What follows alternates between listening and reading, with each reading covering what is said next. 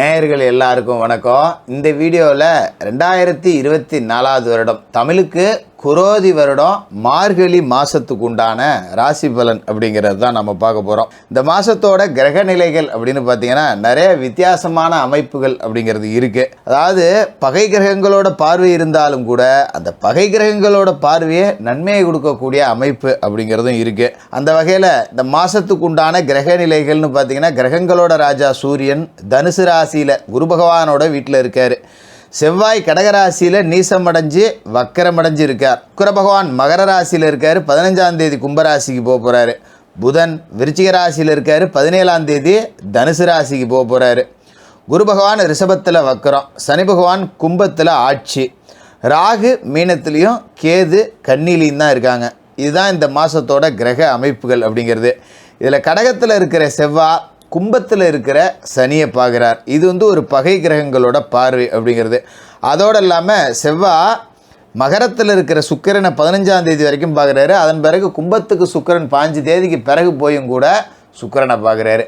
செவ்வாய்க்கு சுக்கிரன்கிறவர் பகை கிரகம் இருந்தாலும் கூட சுக்கிரமங்கல யோகம் அப்படிங்கிற ஒரு அற்புதமான யோகம் ஏற்படுது. அதாவது செவ்வாயோட பார்வை பட்டு சுக்கிர பகவான் மங்கள யோகம் அடைகிறார்.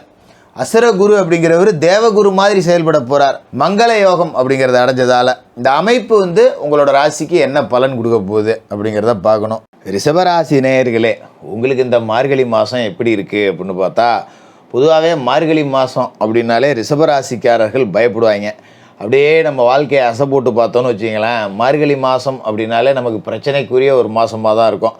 மார்கழினாலே பூட மாதம் அப்படின்னு சொல்லுவாங்க பார்த்தீங்களா, அது பூட மாதம்லாம் கணக்கு கிடையாது. இது இறைவனுக்குரிய ஒரு மாதம்தான். ஆனால் ரிஷபராசிக்காரர்களுக்கு மட்டும் அந்த பூட மாதம் அப்படிங்கிற மாதிரியே நடந்துக்கிட்டு இருக்கோம். நீங்கள் யோசிச்சு பார்த்தீங்கன்னா உங்களுக்கு தெரியும், மார்கழியில் பெருசாக நமக்கு நல்லது அப்படிங்கிறதே நடக்காது அப்படிங்கிற மாதிரி தான் ரிஷபராசிக்காரர்கள் இருப்பாங்க. ஆனால் இந்த மார்கழி உங்களுக்கு வழக்கமான மார்கழியாக கடந்து போகாது. நிறைய நன்மைகளை கொடுக்கக்கூடிய மார்கழி அப்படிங்கிறதா தான் இந்த மாதம் அப்படிங்கிறது இருக்கும். எதனால் மார்கழி சரி இருக்காது இத்தனை வாட்டியா அப்படின்னா, எப்போவுமே மார்கழியில் சூரியன் அட்டமத்தில் தான் இருப்பார். அப்போ இந்த வருஷம் மட்டும் சூரியன் அங்கே இல்லையா ஜோசியரன்னு நீங்கள் கேட்கலாம். அங்கே தான் இருக்கார். ஆனால் எல்லா கிரகங்களும் சேர்ந்து நிறைய நன்மைகள் அப்படிங்கிறத கொடுக்குதுங்கிறதால சூரியனால் பெருசாக பாதிப்பு அப்படிங்கிறது வராது. இருந்தாலும் அரசு காரியங்களில் மட்டும் கொஞ்சம் கவனமாக இருந்துக்கணும். அட்டமத்தில் சூரியன் இருக்கார் அப்படின்னா நம்ம ஒரு கரண்ட் பில்லு கட்டாமல் விட்ருவோம், மறந்து போய்டுவோம். திடீர்னு பார்த்திங்கன்னா ஃபீஸ் பிடுங்க வந்துடுவோம். ஃபைன் 200 போட்டு கட்டுற மாதிரி இருக்கும். ஒரு வீட்டு வரி கட்டியிருக்க மாட்டோம். ஒரு வீடு நம்ம கொஞ்சம் ஆல்ட்ரு பண்ணி கட்டிகிட்டு இருப்போம். திடீர்னு என்ன தனி கரண்ட் எழுதி கொடுக்கலையாம்பாங்க. இதுமாரி அரசு வழி சிக்கல் இருக்கும்.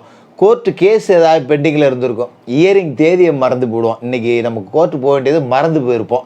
என்னடா காலையில் கூட நினச்சிக்கிட்டு இருந்தேன், மறந்துட்டேன், ஐயோ போச்சா அப்படின்னு சொல்லிட்டு அதுக்கப்புறம் போய் ஒரு நாள் ஃபுல்லாக நிற்கணும். இந்த மாதிரி அரசு வழி காரியங்களில் கொஞ்சம் அசட்டையாக இல்லாமல் இருந்தீங்க அப்படின்னா மற்றபடி இந்த மாதம் அப்படிங்கிறது சூப்பரான மாதம்தான். அதாவது குரு பகவான் ராசியில் வக்கரம். ராசி அதிபதி சுக்கிர பகவானுக்கு குரு பகை கிரகம் அப்படிங்கிறதால எதிராளி அப்படிங்கிறவர் ராசியில் இருக்கார். இது ஒரு விதத்தில் அவர் வக்கரம் அடைகிறதுங்கிறது நல்லது தான். வருமானம் தரும், நண்பர்கள் உதவி செய்வாங்க, வேலை செய்யக்கூடிய இடத்துல பாராட்டுகள் கிடைக்கும். நமக்கு ஐசியமாக இருக்கும். இது என்னடா இது எவ்வளோ வேலை செஞ்சாலும் எரிஞ்சு தான் விழுவானோ, இன்னும் நல்லா செய்யின்னு நம்மளை துரத்தி தான் விடுவானோ, என்னமோ இந்த வாட்டி பாராட்டுறானோலே பரவாயில்லையே, அப்படியே 10 ரூபா இன்னொரு சம்பளம் கூட கொடுத்தா நல்லா இருக்குமே அப்படிங்கிற மாதிரி யோசனை இருக்கும். அதுவும் கிடைக்கும், கவலைப்பட வேண்டாம். அந்த அளவுக்கு யோக பலன்கள் அப்படிங்கிறது இருக்குது. எதனால் இது நடக்குது அப்படின்னா, உங்களோட ராசிக்கு பாக்கியஸ்தானத்தில் ராசி அதிபதி சுக்கிர பகவான் இருக்கார் 9ஆவது வீட்டில். அவர் மேலே கடகத்தில் இருக்கிற செவ்வாயோட பார்வை விழுது. செவ்வாய் பார்வை விழுவதால் சுக்கிர பகவான் மங்கள யோகம் அடைகிறார், மங்களப்படுறார். 5 தேதி வரைக்கும் மகரத்தில் இருக்கார், செவ்வாய் பார்க்குறாரு. 5 தேதிக்கு மேலே கும்பத்துக்கு போகிறாரு, அப்பயும் செவ்வாய் பார்க்குறாரு. ஏன்னா செவ்வாயோட பார்வைங்கிறது இந்த மாதம் 30 நாளுமே உங்களோட ராசிநாதன் மேலே விழுது. அப்போ சுக்கிரமங்கல யோகம் இருக்குது அப்படிங்கிறதால வழக்கமான மார்கழி மாதிரி இந்த மார்கழி இருக்காது அப்படிங்கிறத தான் நான் முன்கூட்டியே சொன்னேன். அதே மாதிரி என்றைக்காவது எப்போயாவது ஒரு நிலம் வாங்கி போட்டுருந்துருப்பீங்க. நம்மளே கூட மறந்து போயிருப்போம். இப்போ போய் பார்த்தோம்னு வச்சுக்கிங்க, ஒரு 50 பிளாட்டு கிடக்குன்னா நம்ம பிளாட்டு எது அப்படின்னு கேட்டால் தெரியாது. ஐயோ எத்தனை நம்பர்னு வேறு தெரியலையே அப்படின்னு அப்புறம் போய் பத்திரத்தை எடுத்து பார்த்தா எத்தனை நம்பரா அப்படின்னு அங்கே போய் பார்த்தா கல் கூட கிடக்காது, எவனாவது தோண்டி போட்டு போயிருப்பான். ஆனால் அப்படி கிடந்த இடம் இன்றைக்கி பல மடங்கு விலை உயர்ந்து விற்கும். நமக்கு ஆச்சரியத்தை கொடுக்கும். பரவாயில்லடா, ஒரு 5 லட்ச ரூபாய் வாங்கினேன், இன்றைக்கி திடீர்னு 20 லட்சங்கிறாங்க அப்படிங்கிற மாதிரி ஒரு 3 மடங்கு 4 மடங்கு விலை உயர்ந்து விற்கக்கூடிய வாய்ப்பு அப்படிங்கிறது இருக்குது. சில பேருக்கு வீடு கட்டக்கூடிய யோகம் அப்படிங்கிறதும் இருக்குது.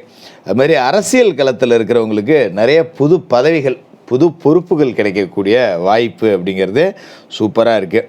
எதிராளிகளோட தொல்லை அப்படிங்கிறது குறையும். தைரியம் வந்து அதிகமாக இருக்கும். எதாக இருந்தாலும் பார்த்துருவோண்டா வாடா அப்படிங்கிற மாதிரி இருப்பீங்க.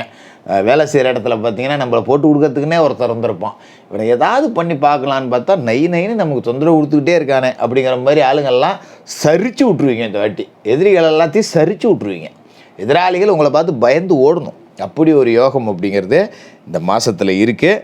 குரு வக்கரம் அப்படிங்கிறது ஏற்கனவே நாம் சொல்லியாச்சு. ஆனால் இந்த குரு வக்கர காலகட்டத்தை பழைய பாக்கி வசூல் பண்ணுறதுக்கு நம்ம பயன்படுத்தலாம். ஒரு குடுக்கல் வாங்கல் தொழில் செய்கிறேன், ஒரு ஃபைனான்ஸ் தொழில் செய்கிறேன், ஒரு சீட்டு பிடிச்சிக்கிட்டு இருக்கேன், ஒருத்தன் சீட்டு எடுத்து ஏமாற்றிட்டு ஓடிவிட்டான், காசே வாங்க முடியல, ஃபைனான்ஸ் எடுத்த ஒருத்தன் கட்டவே இல்லை, அவன்கிட்ட எப்படி காசு வாங்குறதுன்னே தெரியல. இந்த மாதிரி பழைய பாக்கியெல்லாம் இப்போ தேடி போனீங்கன்னா வசூலாகும். ஆளே கிடைக்கலன்னவங்க கூட திடுப்புன்னு உங்கள் கண்ணில் மாட்டோம். இங்கே வா, என்ன ஆச்சு உங்க கதை, 5 வருஷம் ஆச்சு 4 வருஷம் ஆச்சு, பணத்தை வாங்கிட்டு நீ விட்டு அப்படின்ட்ட, ஃபோன் அடித்தாலும் நம்பரை மாற்றி வச்சுருக்கேன், புது நம்பரும் தெரியல, வீடு வந்து பார்த்தா பூட்டி கிடக்கு, வேறு வீட்டுக்கு மாறிட்டேங்கிறாங்க. இந்த மாதிரி இருக்கக்கூடிய ஆளுங்கள்லாம் பணத்தை தேடி கொண்டாந்து கொடுப்பாங்க. நமக்கு ஆச்சரியத்தை இருக்கும். அதுமாரி வெளிநாடு போயிருப்பீங்க. சில பேர் தாய்நாடு திரும்ப முடியாத சூழல் இருக்கும். என்னடா பண்ணுறது, நல்ல வேலை அமையல, ஊரில் கடன் வேறு வாங்கிட்டு வந்தேன், இப்போ போய் கடனை வச்சுக்கிட்டு நம்ம எங்கே போகிறது, வந்த இடத்துல சம்பாதிச்சுட்டு தானே போகணும். அப்படி கிடந்தவங்களுக்கெல்லாம் கூட இப்போ நல்ல வேலை கிடைக்கும். அப்பாடா நல்ல ஒரு இடத்துல உட்காந்துட்டோம், பல்ல கடிச்சிட்டு இன்னும் 2 வருஷத்தை ஓட்டிவிட்டோன்னு வச்சுக்க, 10 ரூபா சம்பாதிச்சிடலாண்டா அப்படிங்கிற மாதிரி ஒரு வாய்ப்பு கிடைக்கும். என்ன காரணம்னு 2 வருஷம்னு குறிப்பிட்டு சொல்கிறேன். லாப சனி உங்ககிட்ட வந்துக்கிட்டு இருக்கு. அந்த வேலையை இப்பயே காட்டுவார் சனி. இந்த மாதிரி பணப்பிரச்சனையால் வேலை கிடைக்காம வெளிநாடு போய் இப்படி பல சிக்கலில் மாட்டிக்கிட்டு கிடக்கிறவங்களுக்கெல்லாம் இந்த மார்கழியிலே வாய்ப்பு கிடைச்சிரும்.